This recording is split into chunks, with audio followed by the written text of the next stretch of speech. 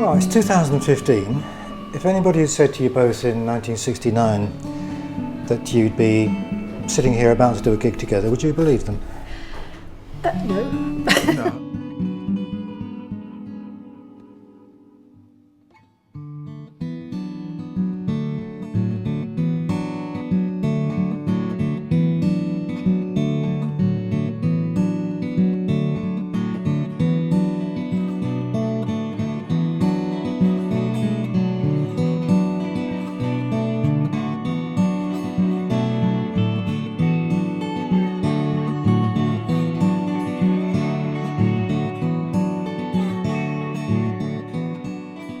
Please welcome here at Bush Hall, Judy Dyble, Jackie McAuley, Trader Horne.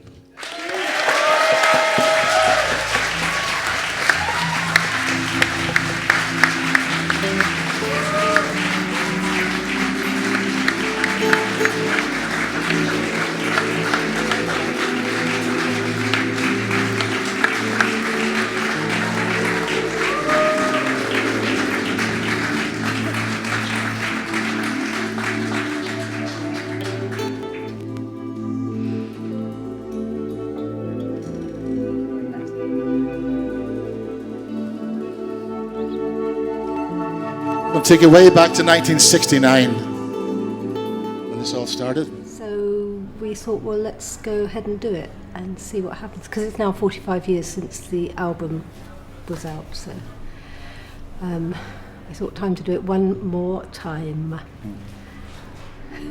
Judy and I just met, and we were just sitting around an apartment, a flat, and we ended up getting a support gig with one or two people, and eventually we just ended up being offered a record contract. And we didn't have many songs, so we started off with this one I'd written a few years before, and they came back. It's called Jenny May.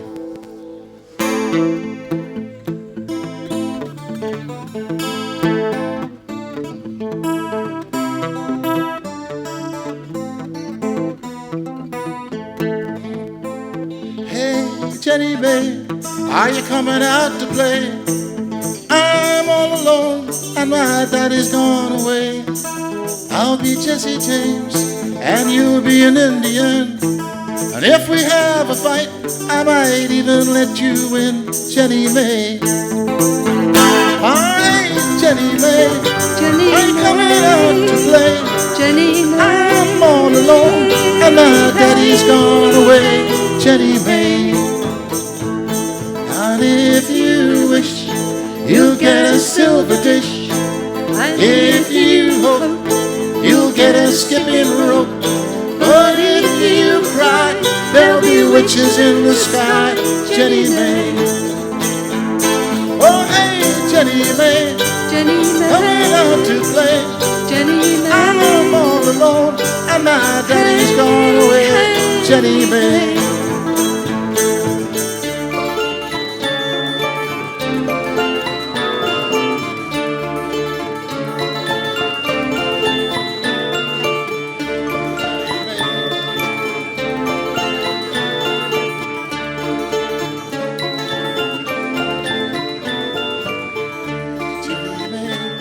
Are you coming out to play? Alone, and my daddy's gone away.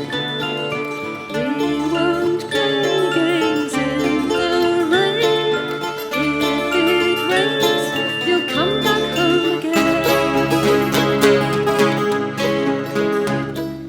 Hey Jenny May, are you coming out to play? Jenny May, I'm all alone, and my daddy's gone away. Jenny May.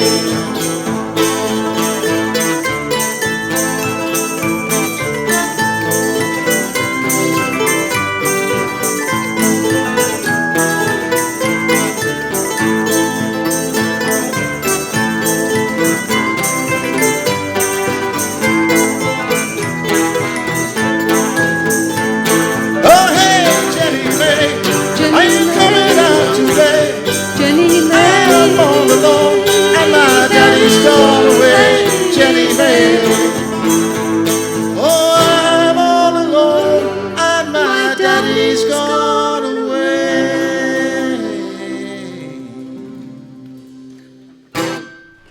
That's Do you think it's fair to say there's even more interest now than there was then? Yes, I think there must be, yes. I mean, it's been released and re-released over the years, but we've not done any promotion towards it. And the original copies of the album have sold for a fortune, as people delightedly tell me. And I think that's because you hadn't bought it in the first place. But There's a kind of obvious chemistry between you, which perhaps looking at you separately in separate careers might not be obvious from an objective point of view, but there is. Could you put that down to anything? sheer serendipity. It was just strange, actually, really, because it was through another friend of ours, a guy called Pete Sears, that I got sort of jamming with in those days in North Kensington, in a flat in North Kensington, and I think it was Pete introduced. Was with Martin Quittenton, who was, because they were both recording for Rod Stewart, so he said, "Come play." I know this girl singer. Why don't we get together? I was, see what happens, you know. I hadn't really planned anything. No. There was nothing set in stone, and we sort of sitting there singing around, and jamming around the Judy's most of the time, wasn't it? Yeah.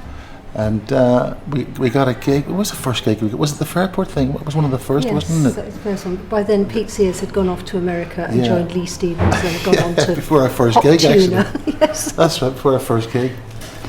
Pete went off to America. He ended up playing with Hot Tuna, Jerry Garcia from Grateful Dead, and a whole pile of other people. Anyway, it was just the two of us, and I don't know who it was. Barry Taylor, a guy called Barry Taylor. Yeah. Says, why don't you come and do a support gig? You know. So we did. We did as Judy Dyble and Jackie McAuley. That's how we started, and we did, I think, a few gigs around then, and we sat around thinking, well, we should have a name for the band one day, and that's when John Peel came up with the idea of Trader Horne. We thought, fantastic. What does it mean? It doesn't really matter. Did we go to him and say, could he buy us an auto harp? And by the way, can you think of a name? Yeah. Probably something like that. And it was the name of his nanny, Mrs. Horne or something like that. And they called her Horne. Florence Horne, that's right. Yeah. And they called her Trader Horne, affectionately, of course, you know. We just thought it was a great name. So then we had a name, and then Barry Taylor again introduced it to another guy called Barry Murray, who was a producer from Pie Records, was starting a new label, and signed us up. So basically, they got us together, they gave us a name, and they signed us up. So we know.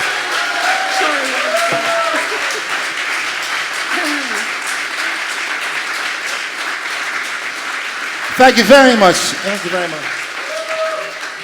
Oh, you are lovely. You are lovely. Aren't they lovely? I forgot a bit then, didn't I? Mind, 45 years later, what can you expect? This song's called Growing Man, and for some reason it's gone on YouTube and all around the place as a groaning man. I've never check it out. It's one of those things. But you never mind. Yeah.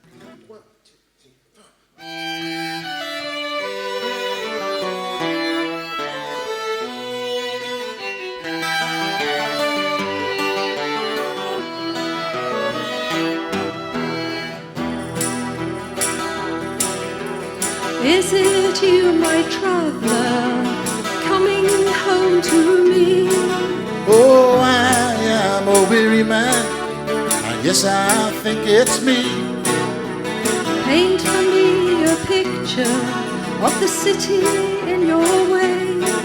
Oh, you will not see no colors, just 50 shades of gray. Where did you go to? And what did you feel? I felt the city burn away, but the flames I could not see. Did you meet good friends in your city home? But no money buys you friendship, and so I lived alone. Don't ask me why I'm happy. Don't tell me I look sad. I can't help it. I'm a growing man.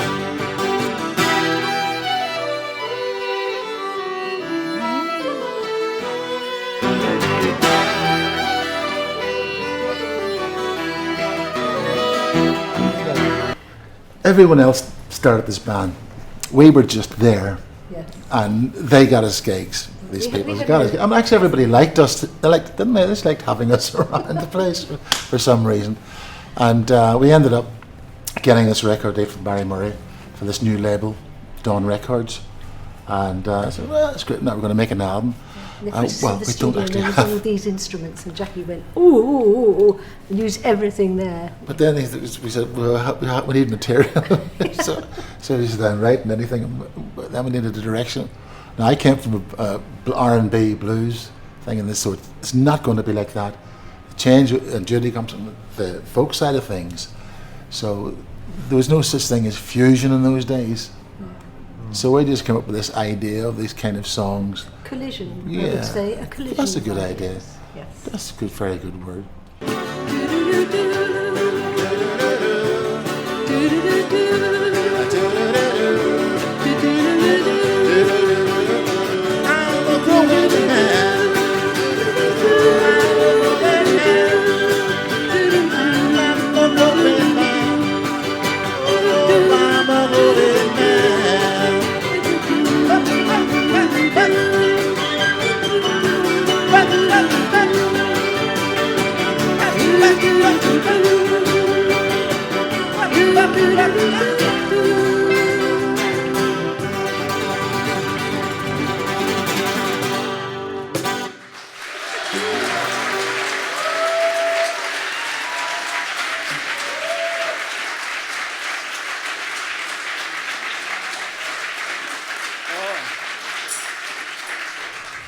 Did things come into a kind of natural end? It's evolved. You know, we never set out to be Trader Horne. No. It just all happened. But you know? the reason we kind of split was really I got exhausted by the constant travelling, because the agency we had sent us all over the country with no plan. So, you know, you'd be doing Aberdeen one day and then Plymouth the next, and then to Belfast, and then across. And Jackie was doing most of the driving, or he was doing all the driving because I couldn't drive. So we'd end up at gigs absolutely exhausted.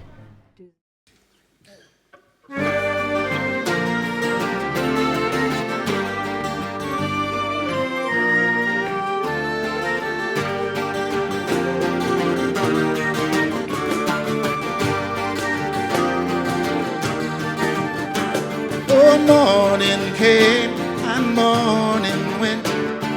All of my life, my loving was spent. I looked out my window, too lazy to yawn. It worried me finding my lady had gone. Oh yes, there'd suddenly be golden sand swept in from the sea.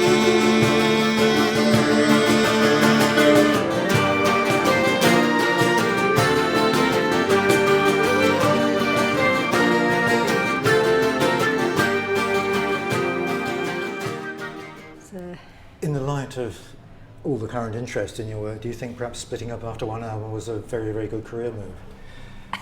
Yes, I suppose it was really. Yeah, that's But it hard to wasn't say, isn't planned, I it? just- That I wasn't just- planned either. Yeah, But I Judy just was right. thought In one of the about last gigs we did, we broke down, didn't we? Yeah. We broke down outside RAF Hendon, I think it was. No, it was Northolt. Oh, Northolt, yeah. Yes. One of those places. And all the stuff was in the car, and it was snowing. And we just had to leave the car with everything in it. And we had to walk about a mile to this station somewhere. Yeah. I was marching up the road like this. And I came back the following day, and the car was buried in snow. But all our gear was still in it. Luckily, everything I was- managed to get it home, but I think that was a breaking point. You know, we were just getting really exhausted, absolutely wrecked. You know, But but, there was no kind of backup. It was just, you know, you're due there at that point, and you know, here's your weekly wage. it was those things. We started doing all these TV things. You know, there was 6 o'clock magazine shows because there was just the two of us from that kind of scene. Yeah. So he started putting in all of these 6 o'clock news, after the news, sort of magazine shows. We did those all over the country. We did, yes. Everything. Dead horsemen in my dreams, They ride their fiery frenzied steeds. Here they captured a mermaid who cried bitterly and drove her people back into the sea. Yeah. Is your memory of that time of people being mutually supportive and helping each other, or was there a lot of competition between them? No, not for us. Not for us. They were really great to us. All the bands were just great to us. They really were. Bands were fine. Honest. I mean, it's not a problem because everybody was chasing up down the motor. Was there a motorway then?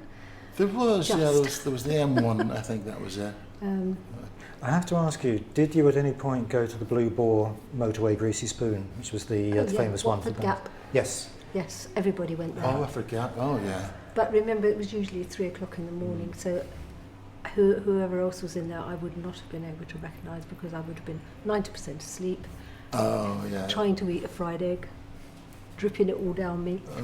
I got caught with that one coming back down. Watford Gap. Thank God we're just outside London.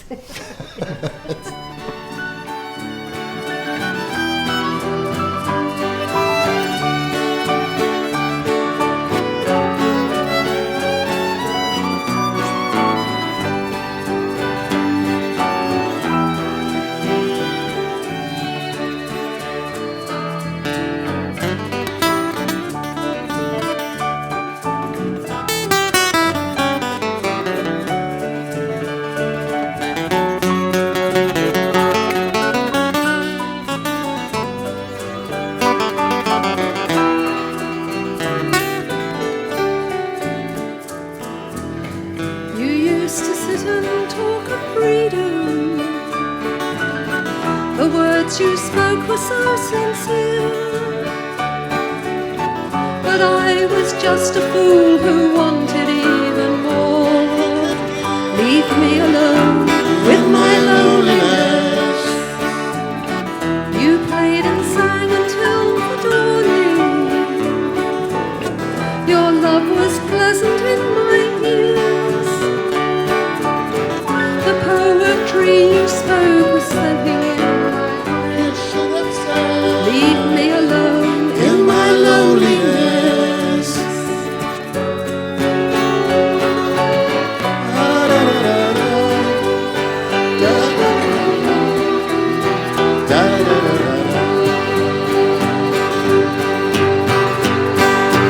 In my loneliness.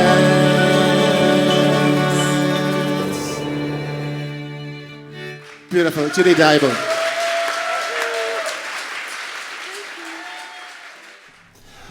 So, we did all at the Blue Boar, famous. I mean, we go in there at 3 o'clock in the morning, be 2 or 3 bands, baked beans on toast, and everyone.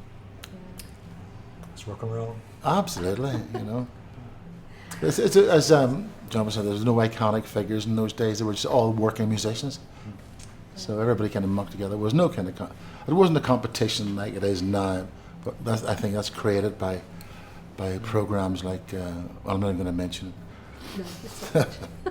Certain television program. It's not a competition. Real music's not a competition, you know. And actually, when you're on the road and you meet people who are in bands and you meet them all the time, they're not famous people that you go, oh look, No. they are your friends that you meet at night and say, have you been to that gig before? And they go, yeah, wasn't it rubbish? You know, you swap stories. It was peer people rather than famous. Do you think there was an actual point where that changed? I don't know, because I stopped really after I'd left Trader Horne. I sort of got out of music completely for 35 years. So possibly that was when it changed. I think in the 70s definitely. Things started to change because I believe these bands started to become iconic, and companies were looking for similar type of things. They weren't looking for new. They weren't looking for new young acts or whatever to become more corporate. Corporate. But okay, well, I think we'll wrap it up there and let you go and get ready. Thank you very much. thank you. Hope it was some help. Yeah, it was lovely.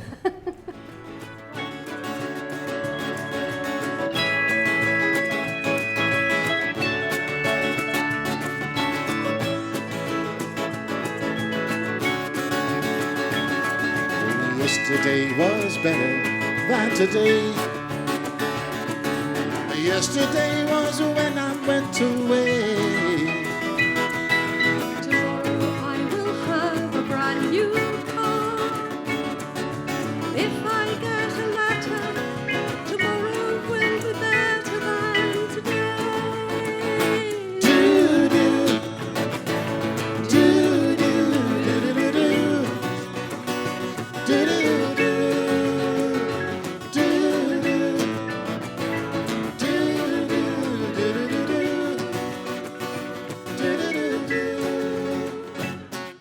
Your age, your hair is hanging down your back, and all the dreams you've had are coming back.